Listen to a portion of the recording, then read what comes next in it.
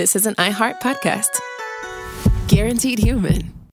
With no fees or minimums on checking accounts, it's no wonder the Capital One bank guy is so passionate about banking with Capital One. If he were here, he wouldn't just tell you about no fees or minimums. He'd also talk about how most Capital One cafes are open 7 days a week to assist with your banking needs. Yep, even on weekends. It's pretty much all he talks about, in a good way. What's in your wallet? Terms apply. See CapitalOne.com/bank. Capital One, N.A., member FDIC. Hi, Kyle. Could you draw up a quick document with the basic business plan? Just one page, as a Google Doc, and send me the link? Thanks.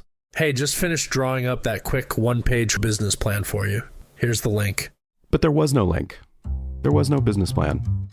I hadn't programmed Kyle to be able to do that yet. I'm Evan Ratliff, here with a story of entrepreneurship in the AI age. Listen as I attempt to build a real startup run by fake people. Check out the second season of my podcast, Shell Game, on the iHeartRadio app or wherever you get your podcasts.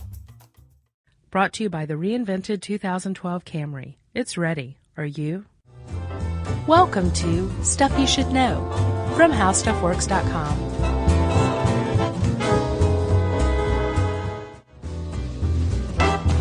Hey, Chuck. Joshers. You were about to be in Guatemala, buddy. Correction, dude. We are in Guatemala as this is playing. Wow. Pretty cool, huh? Yeah, it's the magic of technology. So tell them what we're plugging here. Well, we're going to be down in Guatemala finding out whether education can actually alleviate poverty or not, right? Yep. And while we're down there, we're going to be blogging the whole time. Hopefully, as we speak, there will be blog posts. And if we don't have internet access, it'll be up next week. Yeah, the internet in Guatemala may or may not be spotty. We haven't figured it out yet, but if not, they'll be up the following week, right? Indeed. Okay, well, you can check those out at the blogs at howstuffworks.com. Chuck and I share a blog called Stuff You Should Know Appropriately Enough, right? Yes. That's that, right? On with the show. On with the podcast.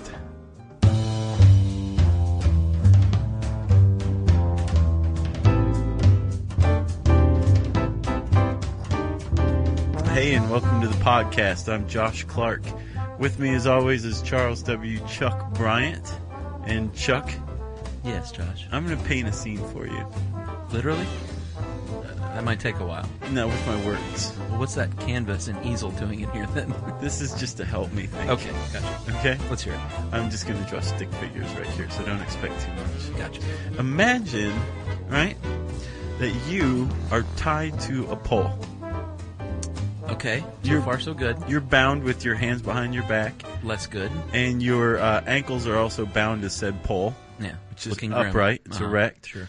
And you notice that there's an awful lot of really dry firewood scattered around you, around this pole. That's not good. It's really not good. Even less good is you figuring out that there's some guy, probably some sort of priest or official, maybe an executioner, coming towards you with a torch. Are there people there? There are tons of people. All of your neighbors, okay. People in your very small community who you've known your whole life. Oh, my neighbors would be saying, "Who's that guy?" Right, well, this is in a different time. Okay. Okay. So, well, let's say that you know all of your neighbors and work with them and trade with them and Gotcha. maybe helped raise their children. Wow. Right? All right. Healed them when they were sick using herbs and maybe incantations. There like were a nice better thing. times in the past, Yeah. right? Now everyone in your town is pointing at you and laughing at you and yelling and calling you horrible names and accusing you of doing horrible things like stealing babies and sucking their blood and Wow. Yeah, just doing all sorts of terrible stuff, right? Sure. And in front of you are your daughters. You have a couple of daughters. Okay. And they're being forced to watch this man who's approaching you with the torch. But not only that, they're being whipped in front of you. Wow. So you're about to die in one of the most horrible ways a human being can die, right? While you're watching your daughters being whipped and the entire town pointing at you, calling you horrible names, and just basically lacking any level of humanity whatsoever. Wow. That's pretty rosy. Oh, I'm not done yet. Really?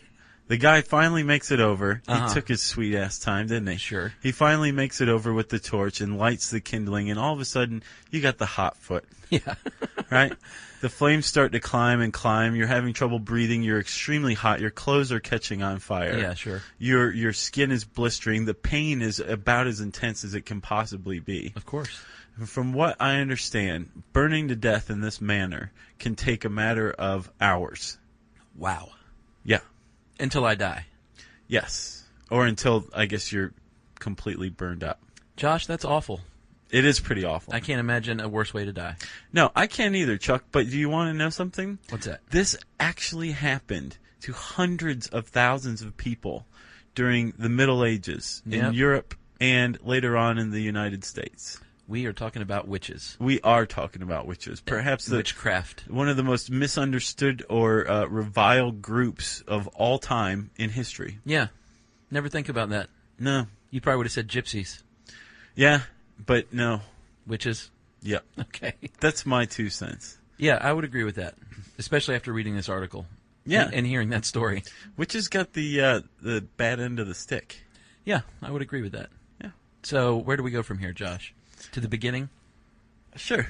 We don't actually know the very beginning, right? Because witchcraft and has been around since, like, there were pre-humans, right? Sure. Yeah. I mean, you can make the case that all pre-Christian religions, with the exception of Judaism, were witchcraft, basically. Yeah, because the article pointed out here that witchcraft, like when times were rosy, everything was great, but then when plague hit and famine and disease, then that's when people said, oh, maybe we should get this shaman to cook up a little potion or say a spell to the gods, and maybe things will turn in our favor.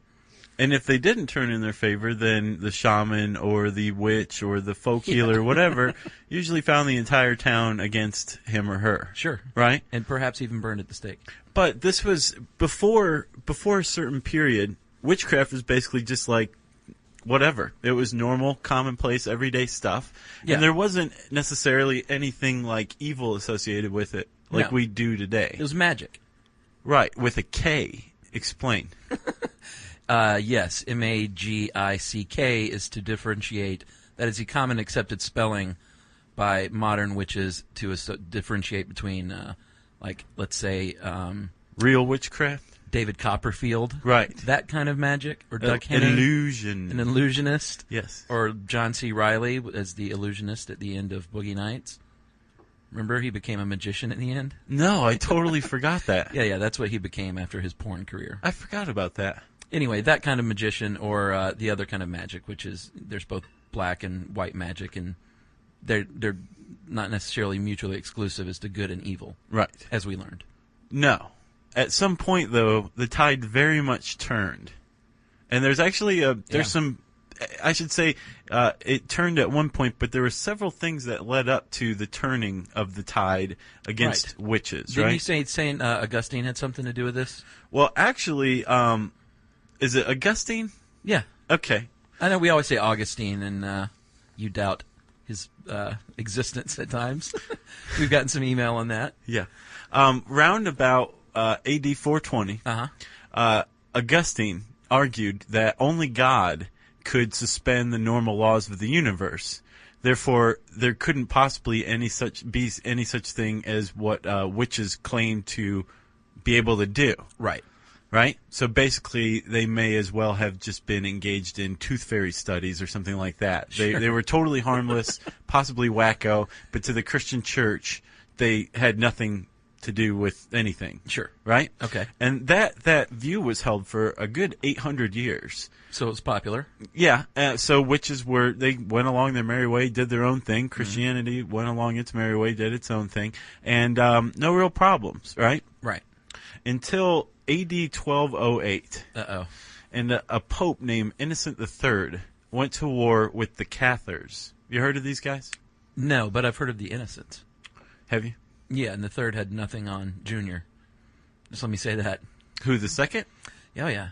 Tell me. Innocent too? No. We don't need to get into that. Okay. Go ahead, though. Anyway, Innocent III, not Junior. Right.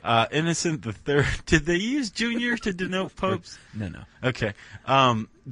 Innocent III declared war on the Cathars. The Cathars were this kind of Christian sect who lived in France, I think northern France, in Languedoc.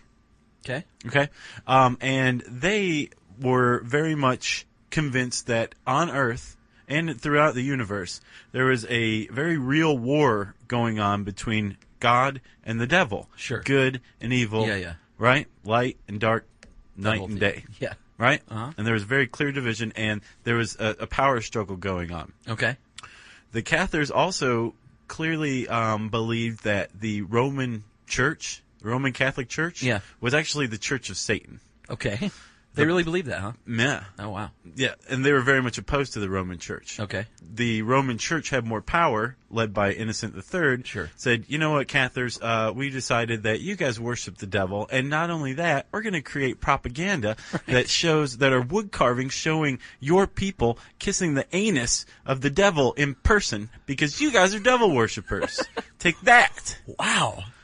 That was not a good day. The Cathars were persecuted. They really did that? Yeah. And to this day, they're called the Cathar heretics. I'm sure they could have gotten by with, like, kissing the hand of the devil or something. I saw a wood carving. A little overboard. It's like the devil with the cloven hoofs, and he's bent over like, kiss my ass. Kiss my deviled butt. Exactly. Can I go on? Yeah. Okay. Does it get better? It does. I can't Well, imagine. it doesn't get better for witches. Okay. So now we have people who oppose the church. Yes. Worship Satan. Yes. That division has just been created. Gotcha. Okay? And the whole reason the Pope went after the Cathars, the idea that there was a war between good and evil going on, right, was actually, like 80 years later, adopted by St. Thomas Aquinas. Okay, heard of him. And he's like, okay, there is such a thing as demons, and they're here on Earth, and not only are they involved in pleasuring themselves, they really, really like to lead human beings astray from God. So this is going on. There is real evil. It's really tangible, and it's all around us all the time. We have to protect ourselves as Christians. And we have to be suspicious of other people who aren't Christians because they're probably being led astray by these demons. Okay. Now we start to have everyday people who can possibly be in league with the devil because it's all around us, right? All right, and this is when this was first taking root, right? This was the real start of it. But everything's been leading up to this point, okay, right? And then finally, Chuck, in 1484, we have the real seed of how we view witches and the witch scare, which led to the witch executions and persecution. Sure. 1484, a pair of German friars took 2 years to write the Malleus Maleficarum. Okay. Right? It's basically a witch-finding handbook. This is how where to we seek get them out? How to seek them out, how to try them, how to execute them. Gotcha. Basically, these two German friars, remember the vow of abstinence, were not very happy with women, and they basically made all this stuff up. Most witches were women. To tell a witch, anyone who's suspected of it, any woman who's suspected of it should be stripped down and search for moles.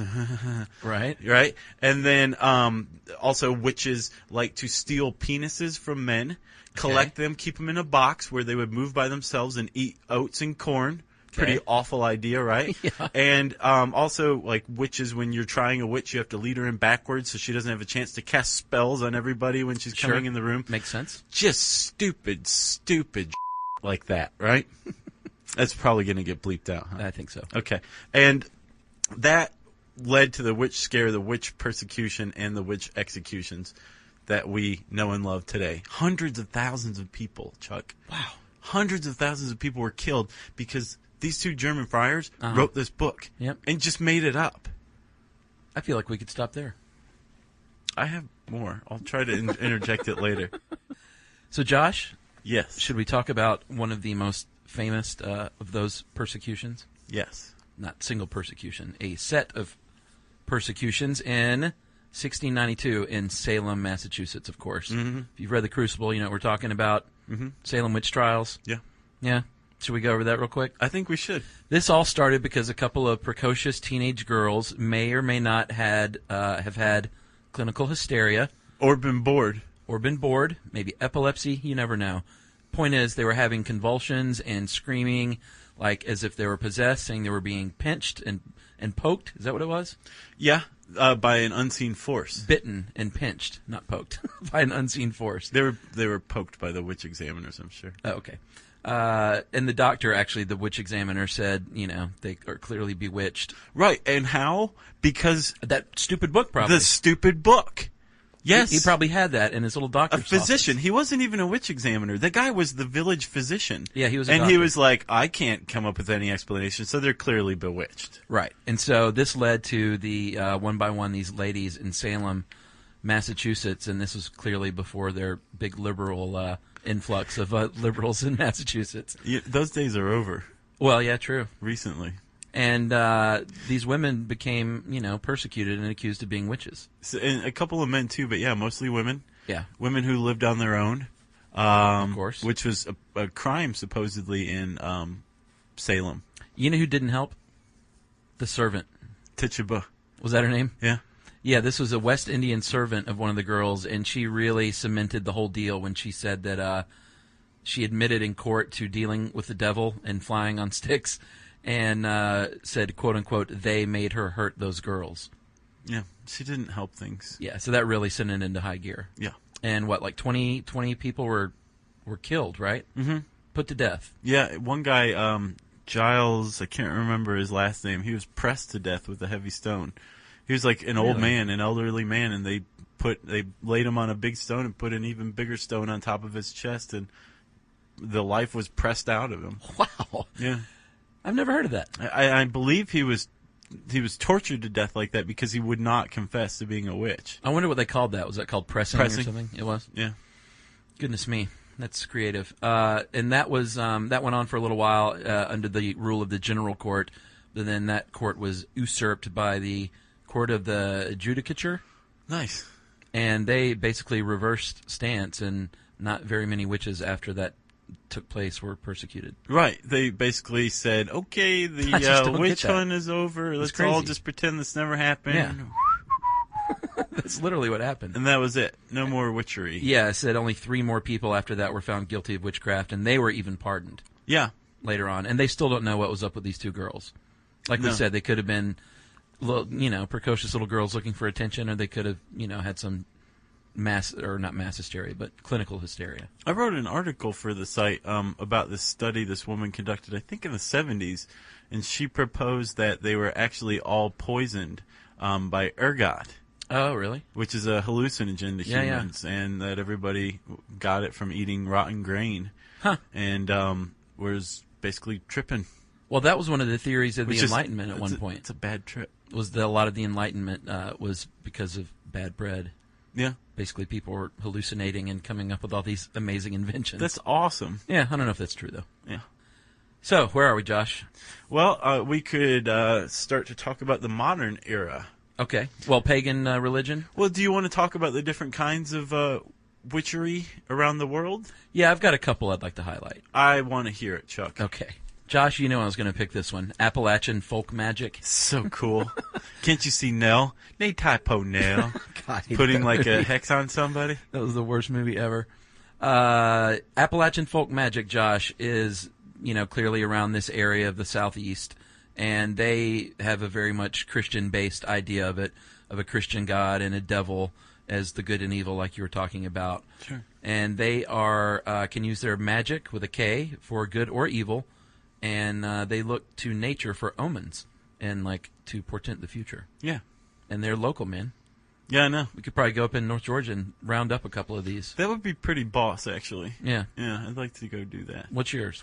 Give me something. One of my favorites is, this is the coolest name, Pennsylvania Dutch Hexcraft. Yeah, I like that. A.K.A. Powwow. Uh-huh. Yeah. And it is from the, Pennsylvania Dutch area of Pennsylvania. German and Dutch settlers, Uh-huh. including the Amish, but also including people who are reformists, like Lutherans, right? Protestants, believe in this stuff where you can create goodwill, blessings, things like that, usually for the home, by creating symbols, hexes, which apparently when they first arrived and they were talking to the English, they were saying sexes, 6. Oh. But the English heard hex, Gotcha. and that's why it's called hexcraft. It's not the least bit dark. Yeah, you think of a know hex that, as a bad thing. right? You know that pineapple welcome flag that people hang outside of their house sometimes. Yeah, sure. That's a Pennsylvania Dutch hex. Really? Yeah.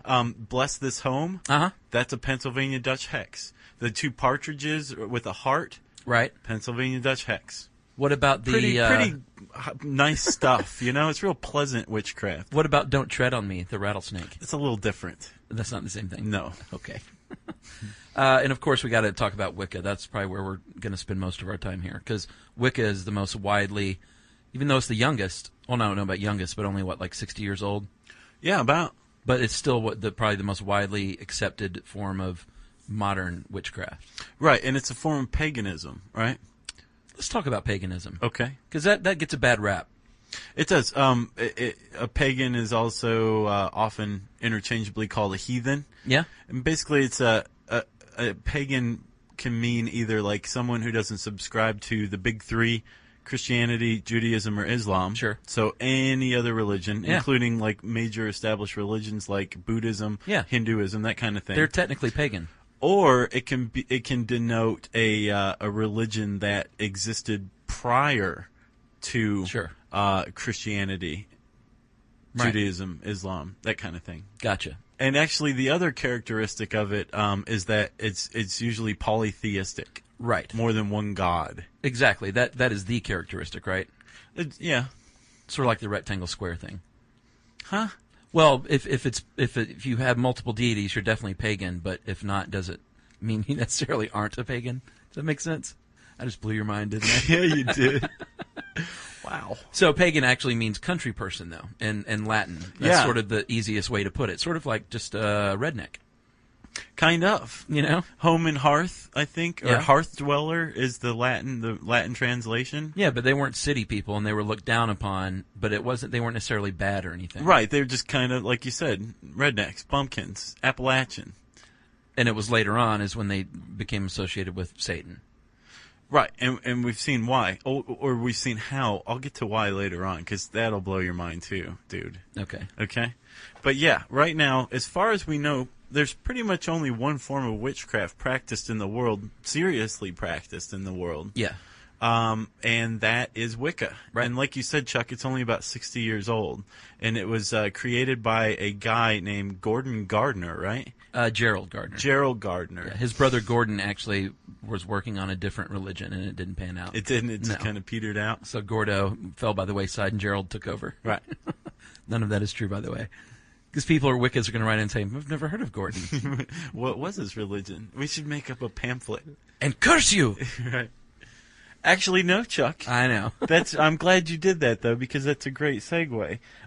There's some real misunderstandings of Wicca Yeah, big time.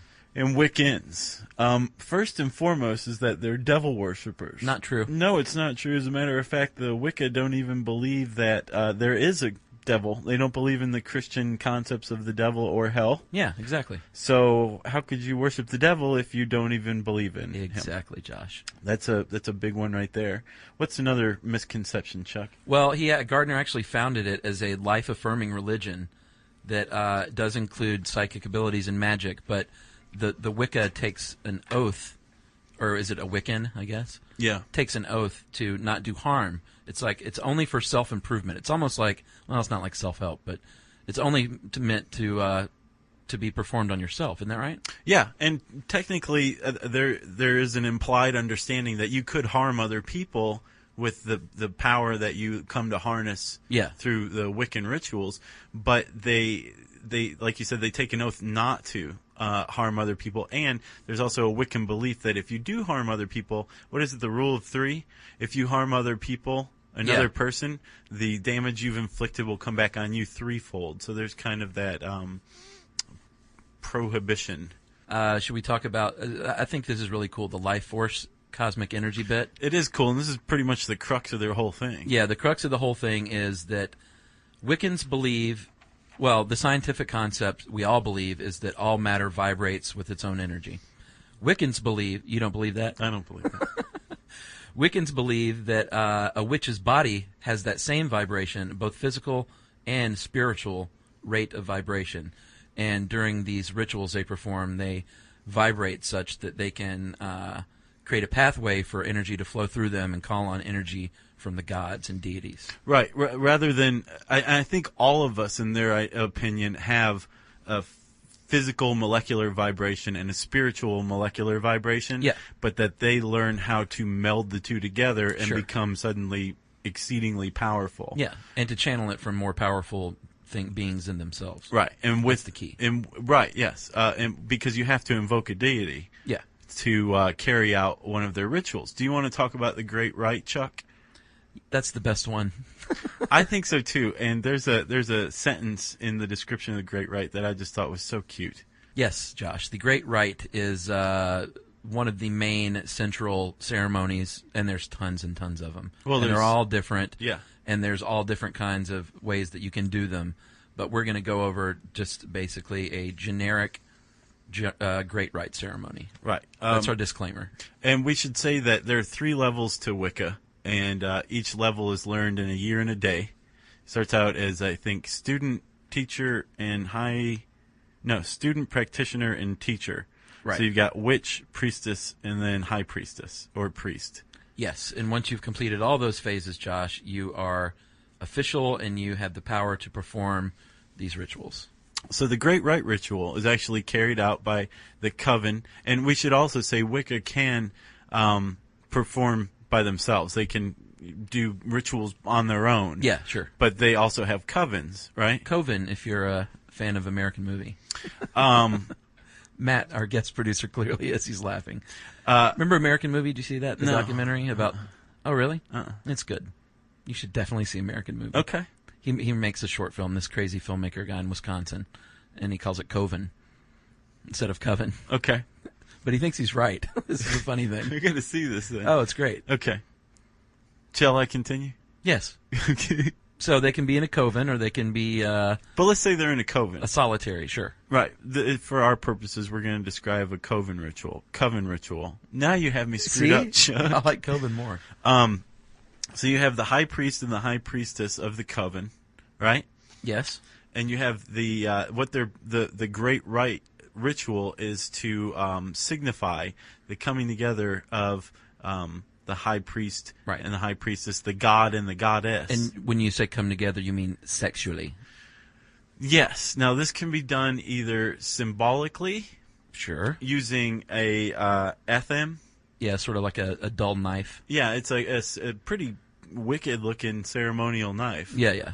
Not used to cut things, though. No, and that represents the phallus. Sure. And the cauldron represents the womb. Yeah. So the high priest might be like, "Oh, here comes the anthem," and then the high priestess is like, "I got the cauldron right here," and then boop, and then that's the main part of the ritual, right? I got one word for that.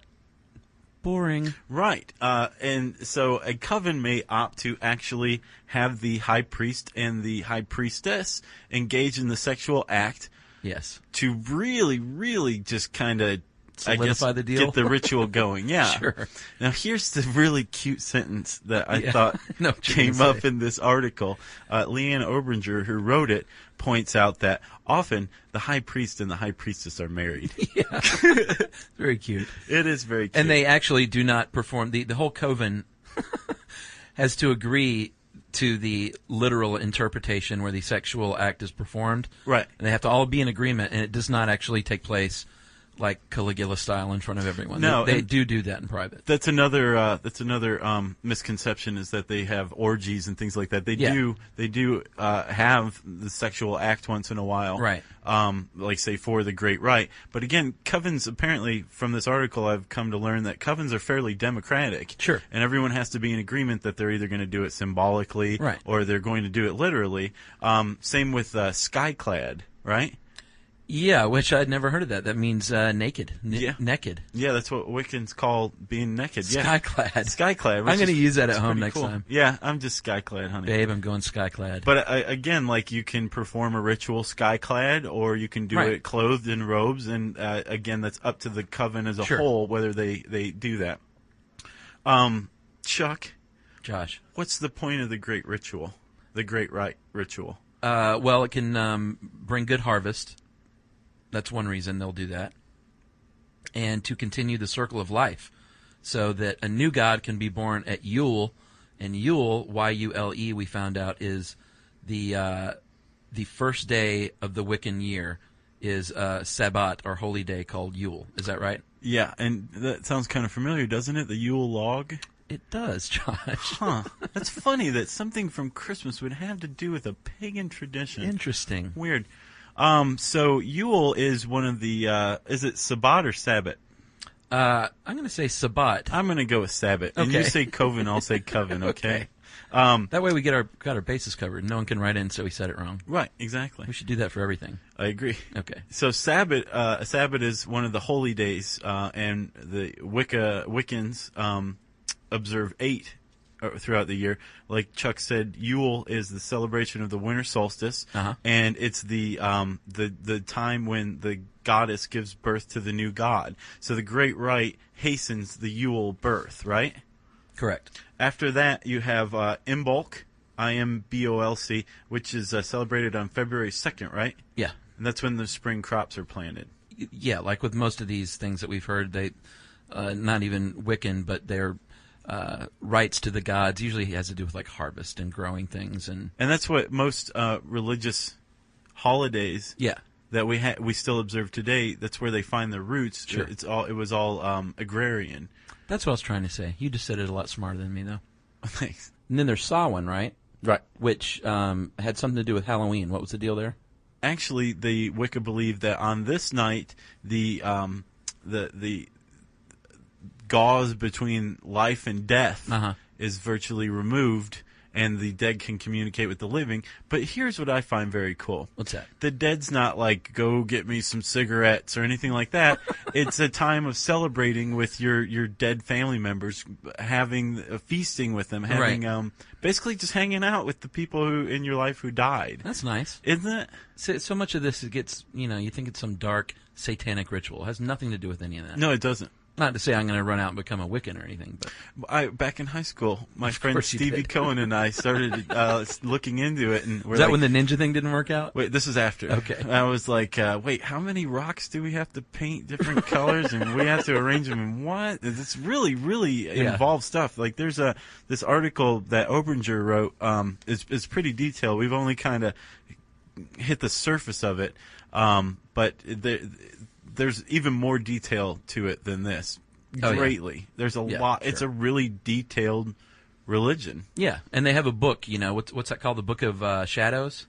Yeah, which I got to say doesn't really help their case to, people who don't understand what they do. Sure. Yeah. They could call it, the Little Wiccan Handbook, and it'd probably be like a sweeter name. The Book of Green Fairies, or the Book of Unicorns. Right. Why not? Well, but the Book of Shadows is the Witch's Guidebook, and it is coven specific, so your own coven would write like the spells and the hexes and the rules and the regulations, what you got to wear, what time you got to show up, whether you're going to go skyclad, who has to bring the sticky buns and the coffee to the meetings, who has to clean the cauldron, that kind of thing. Nice. Cauldron is a real thing. We should talk about just a few of these implements, I guess, and whether or not they really use them, like the broom. Yes. Do they fly around on it? No. Why not? Because witches can't fly. Okay. They do use them to purify the circle where the rituals take place. They cast a circle, and they have to purify the area first. Sure. So they're using the broom to literally sweep out the... I don't know if literally was the right word. They use the broom to sweep out the energy in the area. Yeah. They may also use sage, or if they want to go for the double whammy, they might use a broom that features sage woven into it. Right. And you just said casting a circle. That's a big part of most Wiccan ceremonies, and they will cast a circle. It's very important at the beginning with the north, south, east, western points, and at the end of every ceremony, they will close that circle kind of by reversing what they did when they opened it, or when they cast it. And the points represent the elements: earth, water, fire, and air. Yes. Right? Yeah. Yeah. Let's talk about the pentagram, because you probably think it's like the symbol of the devil, right? I don't. Okay. So, Josh, let's talk about the pentagram. Okay. Often seen on, satanic singer band album covers. Sure. Judas Priest. Yeah, exactly. Because, they worship the devil, right?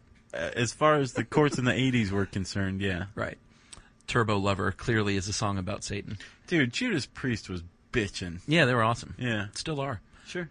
So the pentacle, Josh, is a 5-pointed star enclosed within a circle. Right, and the 5-pointed star is called the pentagram. Right. But when you put the circle around it, that's the pentacle, right? Yes. Okay. And so if it's upright, which is the 1 point up, 2 points down, it is a symbol of witchcraft and represents earth, fire, water, air, and spirit. And the circle represents the gods and goddesses that allow the energy to be focused on the pentagram. Right, and the circle brings all these things together into a cohesive unit. Yeah, so that's like on the cover of Rush's 2112. 2112 upright. If you flip it upside down, that's when I think Satan comes into play because it's like the goat's head or something. Isn't that right? Yeah, but even that's just Is that Christian even real? propaganda. That's what I thought. From the that used against the Knights Templar. Jeez. I know. So, we mentioned they use cauldrons, and they do have certain knives, but they're never used to, like, bloodlet or anything like that. They use that one dull knife to, like, draw shapes in the sand and things like that, or to represent the phallus. Yes. Crink. And in the cauldron. they have wands. They use wands. Yeah, they do. The wand represents fire and the life force of the witch, and it is a symbol of wisdom and healing. They can also use a staff, usually about shoulder high. Yeah. I guess that's probably like the mega wand or something. Sure. You know? The eye wand. Sure. So is that it? You got anything else? I do have something else. I was doing a little additional research, and I came across a book review of a book called Caliban and the Witch by author Silvia Federici. Let's hear it. Basically, she chronicles what happened to witchcraft, to witches, why hundreds of thousands of people were killed. And basically she says that it was part of a larger grab for power of the ruling classes from, I believe, the 15th to the 18th or 17th century. Okay. Right? So it was rooted in money? Well, yeah, she makes the point that, she believes that, first of all, women had much more power, even though it was still a patriarchy. Yeah. Prior to this, women still had much more power socially. They were basically unionized. They did a lot of the work, and without them and their reproductive abilities, sure, things would get all screwed up. So basically, to show women who was who, the church and state, which were virtually indistinguishable at the time, said, you know what, you're a witch, we're going to kill you. And they did it in that way that we described at the beginning, with the whole town watching, as much to punish the witch as to send a message to everybody else, like, you don't go against the male patriarchy. You don't go against the patriarchy, or else we will literally burn you to death at the stake and whip your daughter in front of you while this is going on. And they did it over and over again. And from this brutality, they basically were able to consolidate their power. They also simultaneously were exploring the world and subjugating other people.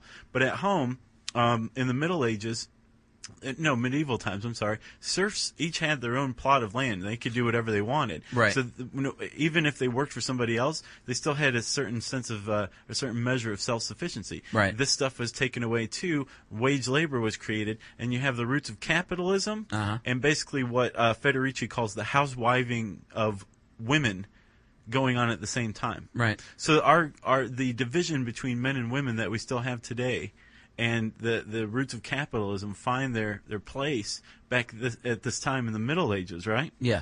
And then one more thing, too. What you got? I thought this was awesome. She compares the witch scare to the terrorism scare that we're under today. Really? Basically saying, like, people a lot of times think that the witch scare was just carried out by ignorant hicks. Not true. It may have been carried out by ignorant hicks, but it was very much encouraged and supported by the ruling class, which was the church and the state. Right. Right? So there were witches everywhere, which kept people afraid and occupied, and you were able to keep them down through this. Gotcha. They were too busy chasing shadows and killing innocent people. Same thing's going on with terrorism. It's not a perfect analogy because there really are terrorists in the world. Sure. But the amount that the proportion that it's grown to is similar. Wow, good stuff. Thanks. And that's a new book, I guess. I think the review I read was from early November. I'll have to check that out. Yeah. Anything else, Josh? That's it, man. Good stuff. Thanks.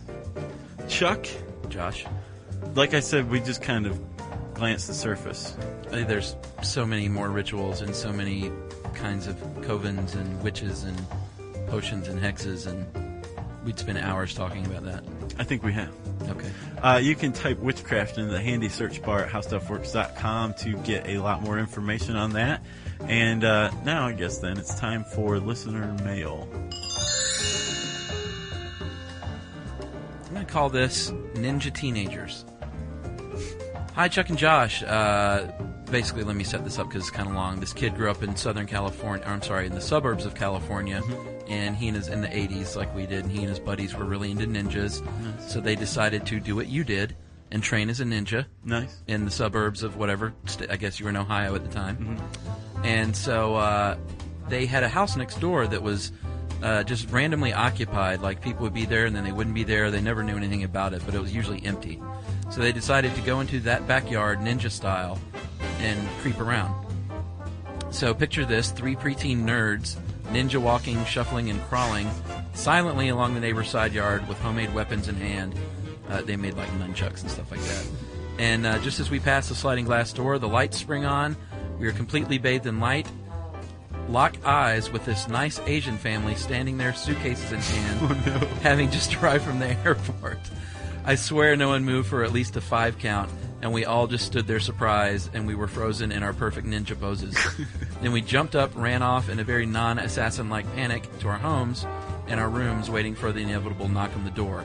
So it turns out they were an Asian family that spent most of their time in Asia and would just come back to the States for weeks at a time. And so they came home to the 3 ninja teens.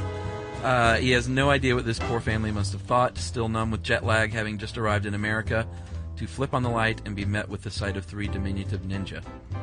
And it still makes him laugh, and that is from Jeremy. Jeremy also says, tell Josh when he says recidivism is one bonehead word, I get it. Nice. And Josh, while we're on ninjas, I just wanted to bring up, during that episode, you said something that you called puda puda puda. Right, which in Japanese means very fluent. We got a lot of email that they had no idea what this meant, including this email from Jupe in Shanghai, China, that is.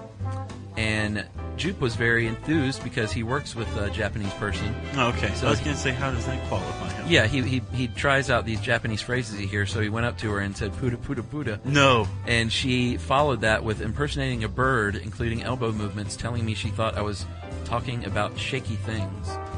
And so he wants to know, what the heck, why did you embarrass him like that with puda puda puda? I feel like my work here is done. No, you have to explain. Actually, puda puda puda, as Jupe found out, does not exist. I made it up. The real word is pera pera.